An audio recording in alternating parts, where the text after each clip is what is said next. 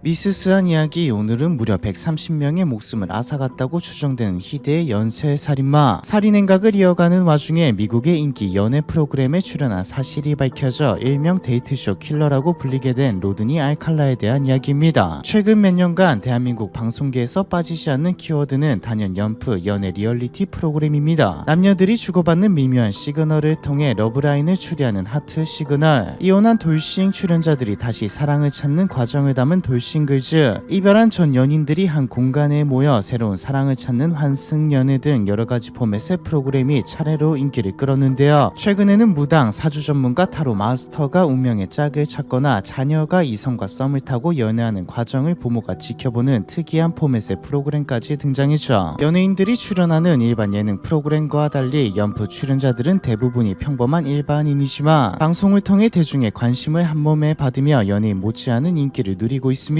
이런 연프 출연자들은 절대 다수는 사랑을 찾으러 나온 선량한 일반인들이라는 데 이견이 없지만 때론 카메라에 비친 모습 이면에 우리가 상상도 하지 못했던 끔찍한 비밀이 숨어 있을 수도 있죠. 미국의 연애 리얼리티쇼 더 데이팅 게임에 등장했던 로드니 알칼라처럼 말입니다. 더 데이팅 게임은 1965년 첫 방송된 이후 1980년까지 다양한 버전으로 방영된 미국의 인기 연애 프로그램입니다. 일반인 출연자가 출연해 외모가 보이지 않는 상태에서 칸막이 너머의 3명의 후보에게 차례대로 질문을 던져 데이트 상대를 고르는 방식으로 진행되는데요. 질문 내용은 우리의 첫 데이트 날 어떤 메뉴를 고를 건가요? 같은 소소한 질문부터 내가 화가 잔뜩 났다면 어떻게 풀어줄 건지 보여줘요 등의 즉흥 상황극까지 다양했습니다. 재치있는 대답으로 자신의 매력을 어필해야 하며 모든 질문이 끝나면 출연자가 3명의 후보 중 1명을 최종 선택해 데이트를 떠나는 장면으로 끝을 맺죠. 외모가 아닌 오직 대화만으로 운명의 상대를 고른다는 점이 당시로서는 매우 참신한 포맷으로 평가되며 높은 시청률을 기록했습니다. 실제로 프로그램 참가자 중 일부는 뜨거운 인기에 힘입어 연예인이 되거나 유명인과 스캔들에 휘말리기도 했죠. 1978년에 방송된 한 회차에서는 셰릴 브래드쇼라는 여성이 운명의 상대를 찾기 위해 출연했는데요. 셰릴의 마음을 얻기 위해 나온 3명의 후보들 중 1번 남은 유머러스한 무명 코미디언이었고 2번 남은 차분하고 지적인 이미지의 배우 지망생이었습니다. 그리고 3번 남으로 등장한 남성이 바로 오늘의 주인공인 로드니 알칼라였죠. 시청자 여러분께 또 한 명의 매력적인 남성 로드니 알칼라를 소개합니다. 사진 작가로서 어느 정도 성공을 거두었다고 자부하는 30대 독신남인데요. 여가 시간은 스카이 다이빙이나 오토바이를 즐긴다고 합니다. 프로그램 MC였던 짐랑은 로드니가 성공한 사진 작가이며 익스트림 스포츠를 즐기는 마초남이라고 소개했습니다. 간단한 소개 멘트 외에는 아무 정보도 없는 상태에서 셰릴은 3명의 후보에게 질문을 이어가죠. 로드니는 특유의 낮고 허스키한 목소리로 엉뚱한 답변을 내놓으며 방송 분위기를 주도했습니다. 만약 내가 슬프다고 한다면 어떻게 위로할 건가요? 라는 질문에 다른 후보들이 온갖 로맨틱한 답변을 늘어놓을 때 로드니는 내가 바나나가 되어줄 테니 나의 껍질을 벗겨라는 등 기묘하고 섹슈얼한 농담을 던져 스튜디오를 묘한 분위기로 만들었죠. 방송 내내 아슬아슬한 19금 토크를 이어가며 치명적이고 위험한 남자 이미지를 어필했는데요. 어필이 제대로 통하긴 했는지 셰릴은 마지막 선택의 순간에서 3번남 로드니를 선택했습니다. 방송은 로드니가 해당 회차의 우승자가 되어 제작진이 마련한 데이트권을 따내는 장면으로 화기애애하게 끝이 났지만 당시 프로그램에 함께 출연했던 다른 출연자들은 로드니를 어딘가 기묘하고 섬뜩한 인물이라고 기억했습니다. 백스테이지에서 몇 마디 대화를 나눈 게 다지만 그마저도 기묘하고 소름 끼치는 경험이었습니다. 방송 내내 야하다 못해 기괴한 멘트를 던져대는 통에 당시 제작진이 무척 애를 먹었던 기억이 나네요. 방송에서 로드니를 데이트 상대로 선택했던 셰릴 역시 여러 인터뷰에서 방송 분위기에 휩쓸려 로드니를 최종 선택하긴 했지만 막상 대화를 나눠보니 등골이 서늘해져 데이트를 거절했다고 밝힌 바 있습니다. 결과적으로 셰릴의 촉은 정확했고 데이트를 거절한 것은 목숨을 지킨 선택이 됐죠. 로드니가 여러 명을 살해했던 연쇄 살인마라는 사실이 뒤늦게 밝혀졌거든요. 로드니 알칼라는 1943년 8월 23일 미국 텍사스주 샌안토니오의 한 멕시코 출신 이민자 가정에서 4남매 중 셋째로 태어났습니다. 이민자들에 대한 차별과 편견이 만연했던 시대에 가난한 멕시코계 미국인으로 산다는 건 쉽지 않은 일이었지만 로드니는 학교에서 늘 우등생으로 불리며 좋은 이미지를 유지했죠. 성적은 늘 상위권을 유지했으며 특히 예술 분야에서 남다른 재능을 보였습니다. 사진에 관심을 가지기 시작한 것도 학창시절 무렵인데요. 겉으로 보기에는 건강하고 평범한 10대처럼 보였지만 그게 전부는 아니었습니다. 내면은 이미 흉측하게 뒤틀려 있었거든요. 고등학교 동창들의 증언에 사건에 따르면 로드니는 10대 때부터 여자들의 누드 사진을 수집했으며 여학생에게 사진 모델을 해달라고 접근해서 이상한 짓들을 하는 변태적인 성향을 보였다고 하죠. 우등생의 가면을 쓰고 남몰래 비행을 이어가던 로드니는 17세가 되던 1961년경 군대에 입대했으며 2년여의 군생활 끝에 정신질환을 이유로 제대를 하게 됩니다. 이후 UCLA 미대에 입학한 뒤 본격적으로 추악한 얼굴을 드러내기 시작했죠. 1968년 9월 25일 로스앤젤레스의 한 조용한 주택가에 경찰이 들이닥쳤습니다. 성인 남성인 로드니가 여자아이 탈리 샤피로를 억지로 자신의 아파트로 끌고 들어가는 것을 수상하게 여긴 목격자가 경찰에 신고를 한 것이었죠. 신고를 받고 출동한 경찰은 로드니의 아파트를 급습했고 집안에서 피투성이가 된 채 쓰러져 있는 탈리를 발견했습니다. 그 사람이 학교까지 태워다 주겠다고 했어요. 처음에는 거절했지만 우리 엄마 아빠랑 아는 사이라고 해서 차에 탔어요. 근데 학교가 아니라 자기 집으로 데려갔고 갑자기 여자들이 나오는 사진을 보여줬어요. 병원으로 후송된 탈리는 32일 동안 혼수 상태에 빠졌다가 기적적으로 의식을 회복했고 로드니가 자신에게 했던 끔찍한 행각을 증언했습니다. 하지만 로드니는 이미 뉴욕으로 도주한 후였고 존 버거라는 가명으로 영화 학교에 등록해 새로운 삶을 시작했죠. 뉴욕으로 거처를 옮긴 로드니는 1971년 6월 12일 당시 23세였던 항공사 승무원 코넬리아 크릴리를 또 한 번 잔혹하게 살해했습니다. 코넬리아는 뉴욕 맨해튼에 위치한 자신의 아파트에서 나일론 스타킹에 목이 졸려 살해된 채 발견되었는데요. 로드니는 훗날 경찰 조사에서 새 아파트로 이사하던 코넬리아와 우연히 마주쳐 가구 옮기는 것을 도와주었고 담례 겸 데이트를 하던 중 작업을 걸다가 잘한데 살해해버렸다고 진술했죠. 코넬리아 사건은 범인을 잡지 못해 오랫동안 미제로 남아있다가 사건이 발생한 지 40년이 흐른 2011년에 이르러서야 DNA 감식을 통해 로드니의 범행이었다는 사실이 밝혀졌습니다. 코넬리아를 살해한 직후인 1971년 8월 로드니는 코넬리아 사건과 별개로 FBI의 지명 수배자 명단 속 얼굴을 알아보고 신고한 목격자들에 의해 뉴햄프셔에서 체포되었습니다. 캘리포니아로 송환되어 탈리 샤피로 사건으로 재판을 받을 예정이었지만 탈리의 부모는 이제 겨우 회복한 딸을 법정에 세우는 걸 원치 않았습니다. 1970년대 초반에는 성범죄 피해자에 대한 보호 시스템이 지금과는 비교할 수 없을 정도로 미비했습니다. 법정 안에서조차 2차 피해가 흔하게 일어났고 피해자의 신원이 언론에 노출되는 경우도 많았죠. 부모 입장에서 아이를 보호하기 위해 증언을 포기한 것도 어느 정도 이해는 되는데요. 증언 없이 기소를 감행할 수 없었던 검찰은 로드니가 유죄를 인정하는 대신 교도소 대신 캘리포니아 주립 정신병원에 수감되는 조건으로 사법 거래를 합니다. 대신 수감 기간이 결정되지 않았기 때문에 치료가 완료되면 언제든 태어날 수 있는 상황이었죠. 이런 사실을 알고 있던 로드니는 모범적인 환자인 척 코스프레를 했습니다. 치료 프로그램에 적극적으로 참여했고 의료진과도 좋은 관계를 유지했죠. 로드니는 훗날 정신병원에서 보낸 시간에 대해 타인을 조작하고 속이는 능력을 완벽하게 훈련한 트레이닝 기간이라고 회고했습니다. 나는 의사들이 듣고 싶어하는 말이 뭔지 내가 어떤 행동을 할 때 기뻐하는지 정확히 알고 있었어요. 그래서 보고 싶어하는 행동을 완벽하게 연기했습니다. 아니나 다를까 3년도 안 돼 퇴원시켜 주더군요. 로드니는 정신병원에 갇힌 지 34개월 만에 상태 개선 평가를 받고 가석방됩니다. 하지만 2달 만에 다시 소녀를 납치해 성폭행한 혐의로 체포돼 유죄 판결을 받고 2년간 수감되죠. 이후 1977년 성범죄자로 등극된 상태에서 출소하게 되는데 많은 범죄 전문가들은 이때부터 본격적인 연쇄 살인이 시작되었다고 보고 있습니다. 로드니가 뉴욕으로 돌아온 지 일주일 뒤 23세 여성 엘린 제인 호버가 실종됩니다. 엘렌은 유명 나이트클럽 사장의 딸로 뉴욕 사교계에서도 제법 얼굴이 알려진 인물이었습니다. 경찰 조사에 따르면 엘렌은 7월 15일을 끝으로 사라졌는데 다이어리에 존 버거라는 인물과의 약속이 적혀 있었죠. 앞서 설명했듯이 존 버거는 바로 로드니가 뉴욕에 살 때 사용하던 가명입니다. 의심스러운 정황이 있었기 때문에 FBI는 로드니를 용의 선상에 올리고 강도 높은 신문을 진행했지만 시신을 발견하지 못한 탓에 또 증거도 없는 탓에 정식으로 기소하지는 못했습니다. 결국 로드니는 증거 불충분으로 풀려났고 엘렌의 시신은 실종 1년 뒤인 1978년 뉴욕 록펠러 자택 근처 언덕 바위 아래에서 발견되었죠. 엘렌을 살해한 후 로스앤젤레스로 도주한 로드니는 해변이나 공원을 돌아다니며 젊은 여성들에게 자신이 프리랜서 사진 작가이며 프로필 사진을 찍어주겠다고 접근했습니다. 1970년대 중반 로스앤젤레스에는 할리우드 스타를 꿈꾸며 몰려든 젊고 아름다운 여성들이 가득했는데요. 포트폴리오에 넣을 사진이 필요했던 모델 및 배우 지망생들은 호감형 외모에 말솜씨도 좋고 무엇보다 사진 작가로서 상당한 실력을 갖추고 있던 로드니에게 촬영을 수락했습니다. 실제로 많은 여성들이 모델을 자처했는데 로드니는 직장 동료들에게 자신이 찍은 사진을 자랑스럽게 보여주기도 했죠. 취미로 사진을 찍는다고 해서 보여달라고 했더니 여자들이 여성들이 알몸으로 포즈를 취하고 있는 사진을 수십 장 보여줬습니다. 뭔가 이상하다고 느꼈지만 범죄라고는 생각하지 않았죠. 1979년 당시 17세였던 리앤 리덤도 사진 촬영을 제안한 로드니를 따라갔다가 끔찍한 경험을 했습니다. 로드니는 자신을 전문 사진가라고 소개하며 멋진 사진을 찍어주겠다고 장담했지만 막상 단둘이 남게 되자 이상한 포즈를 요구했죠. 리앤은 다행히 촬영장 근처에 일행들이 대기하고 있어서 화를 면했지만 로드니를 따라갔던 여성들 중 상당수는 끝내 돌아오지 못하고 그대로 실종되거나 시신으로 발견됐습니다. 시신으로 발견된 여성들은 대개 손이 뒤로 묶인 상태에서 성폭행을 당한 후 신발끈으로 목이 줄려 살해된 상태였죠. 1997년 11월 시신으로 발견된 18세 여성 질 바콤, 1977년 12월 발견된 27세 조지아 웍스테드, 1978년 6월 발견된 31세 샬론 램 등 공식적으로 확인된 피해자들 외에도 1977년부터 1979년까지 수십여 명의 피해자가 로드니에게 살해된 것으로 추정된다. 살인을 거듭하는 동안 로드니의 자신감은 비정상적으로 팽창했습니다. 범행이 드러날까 두려워 숨기보다는 오히려 대중 앞에 나서고 싶어 했죠. 인기 연애 예능 프로그램 더 데이팅 게임에 출연한 것도 사람들 앞에서 자신의 존재감을 과시하기 위한 선택이었습니다. 카메라 앞에서 여유롭게 웃으며 농담을 던지는 모습은 당시 로드니가 얼마나 교만하고 위험한 상태였는지 단적으로 보여주죠. 하지만 꼬리가 길면 밟히는 법입니다. 1979년 2월 14일 로드니는 리버사이드 카운티에서 히치하이킹을 하던 소녀 모니크 호이트를 납치해 자신의 아파트로 데려간 뒤 끔찍한 범행을 저질렀습니다. 돌로 머리를 내리쳐 의식을 잃게 만들었지만 주유소에 들른 사이 정신을 차린 피해자가 극적으로 탈출해 경찰에 신고하게 되었죠. 피해자의 신고로 로드니는 곧 체포되었지만 미국의 허술한 법제도의 한계로 인해 보석금을 내고 곧 자유의 몸이 됐습니다. 로드니가 풀려나고 얼마 후인 1979년 6월 16일 21세 여성 질마리 파렌토가 자신의 아파트에서 숨진 채 발견되었죠. 경찰은 피해자가 사망 직전 클럽에서 사진을 찍어 주겠다고 제안한 남자와 만났다는 지인들의 증언을 확보했습니다. 하지만 용의자를 특정하기도 전에 일주일 뒤인 1979년 6월 20일 또다시 사건이 터졌죠. 헌팅턴 비치에 살던 소녀 로빈 샘소가 발레 수업에 가던 도중 실종된 것인데요. 로빈은 실종 12일 만에 로스앤젤레스 교회에서 싸늘한 주검으로 발견됐죠. 실종 직전 로빈과 함께 있던 친구들은 해변에서 낯선 남성이 다가와 사진을 찍어 주겠다며 제안했다고 증언했습니다. 경찰은 진술을 바탕으로 몽타주를 제작해 배포했고 로드니의 가석방 담당관이 몽타주를 알아보고 제보하면서 드디어 덜미가 잡히게 되었죠. 1979년 7월 24일 로드니는 로빈 샘소 살인 혐의로 체포됐으며 이후 경찰 조사를 거쳐 다수의 살인 혐의로 기소됐습니다. 경찰은 로드니의 집을 수색하는 과정에서 수천 장의 증거 사진을 확보했는데요. 발견된 사진들에서 섬뜩할 정도로 공통된 패턴이 확인된다. 사진 속 인물들은 처음에는 웃고 있거나 편안한 모습이지만 촬영이 거듭될수록 불안하거나 겁에 질린 표정으로 변해간다. 일부는 약에 취한 듯 의식이었거나 피투성이가 돼 울부짖고 있다. 증거는 사진뿐만이 아니었습니다. 여성의 반지나 귀걸이 등 온갖 장신구를 모아놓은 박스 안에서 마지막 피해자인 로빈 샘수의 귀걸이도 발견되었죠. 전문가들은 연쇄 살인범들이 흔히 피해자의 소지품을 기념삼아 보관하는 행태와 일치한다고 분석했습니다. 당연한 결과지만 1980년 열린 첫 재판에서 로드니는 사형을 선고받았습니다. 그러나 1984년 캘리포니아 대법원은 배심원 선정 과정에 절차적 하자가 있었다며 판결을 뒤집어 버렸죠. 1986년에 열린 두 번째 재판에서도 다시 사형 판결이 내려졌지만 2001년 연방 항소법원은 검찰이 성격 증거를 과도하게 제시해 배심원단의 편견을 불러일으켰다고 판단하며 또다시 판결을 무효화했습니다. 수차례 재판이 뒤집히는 과정을 지켜본 로드니는 교도소에서 법률 서적을 파고들며 법 공부에 몰두했고 사건과 관련된 법적 세부 사항을 모두 숙지한 끝에 스스로를 변호할 수 있을 만큼 법률적 지식을 쌓게 되었죠. 보통의 경우라면 그냥 끝났겠지만 자기가 생각해도 자기는 사형인데 자꾸 이상한 결과가 나오니 이거다 싶었던 겁니다. 동시에 로드니가 얼마나 높은 지능과 집요한 성격을 가진 인물이었는지 알 수 있는 대목이죠. 그리고 아직 로드니만 알고 있는 밝혀지지 않은 사건들이 대부분이었기에 잘만 넘긴다면 가능할 거라 생각했습니다. 하지만 2000년대에 들어서면서 수사는 새로운 전환점을 맞았죠. DNA 분석 기술의 발달로 인해 과거에는 불가능했던 증거 분석이 가능해졌거든요. 로스앤젤레스 경찰은 미제 사건들의 증거물을 재검토하기 시작했고 로드니의 DNA가 1997년에서 1979년 사이에 일어난 여러 미제 살인 사건의 범인과 일치한다는 사실을 확인했습니다. DNA 증거의 등장으로 로드니가 계획적이고 조직적인 연쇄 살인범이라는 것을 증명할 수 있게 된 것인데요. 2010년 열린 세 번째 재판에서 로드니는 자신을 직접 변호하겠다고 나섰습니다. 자신을 로드니 씨라고 3인칭으로 지칭하면서 증인석에 앉아있는 증인들을 향해 마치 검사라도 된 양 고함을 질러댔죠. 누가 봐도 제정신이 아닌 정신이 나간 것 같은 모습이었지만 전문가들은 이 모든 것이 계산된 전략이었을 것이라고 분석했습니다. 정신 이상을 이유로 감형을 받기 위해 법정에서 일부러 정신 이상자처럼 행동했다는 것이죠. 하지만 증거가 너무 압도적이었습니다. 결국 배심원단이 5건의 1급 살인 유죄 판결을 내리면서 로드니는 다시 한번 사형을 선고받게 되었죠. 2010년 재판이 끝난 후에도 로드리 알칼라에 대한 수사는 계속되었습니다. 다른 주에서 일어난 미제 사건들에 대한 재검토도 진행되면서 밝혀지지 않았던 여죄도 속속히 밝혀졌죠. 추가 수사가 활발하게 진행되면서 공식적으로 확인된 피해자는 7명이지만 실제로는 훨씬 많을 것으로 추정됐는데, 전문가들은 활동 기간과 지역 그리고 발견된 증거 사진의 양을 고려하면 피해자가 130명에 달할 것이라고 보고 있습니다. 로드니는 130명이라는 추정치를 부인하지도 인정하지도 않으며 모호한 태도를 유지했죠. 교도소 관계자들에 따르면 로드니는 별다른 문제는 일으키지 않고 모범수로 생활했다고 하는데요. 독서와 글쓰기로 대부분의 시간을 보냈고 가끔 그림을 그리기도 했는데 훗내 작품 중 일부가 온라인을 통해 판매되기도 했습니다. 또한 팬들과 자주 편지를 주고받았는데요. 범죄자에게 성적으로 끌리는 성향의 여성들에게서 러브레터가 쏟아졌죠. 로드니는 2013년 무죄를 주장하고 사법 시스템을 비판하는 내용의 자서전을 출간하려 시도했으나 캘리포니아 교정 당국에 거부당했습니다. 캘리포니아에서는 범죄자가 자신의 범죄로 이익을 얻는 것을 엄격히 금지하고 있기 때문이죠. 수감 생활을 이어가던 로드니는 2021년 7월 24일 77세의 나이로 생을 마감했습니다. 피해자 중 한 사람인 로빈 샘스의 어머니는 로드니의 사망 소식을 접한 뒤 이제야 그 살인마가 아무도 해칠 수 없게 됐다고 복잡한 신경을 전했죠. 데이트쇼 킬러 로드니 알칼라에 대한 이야기, 이번 편은 여기까지입니다.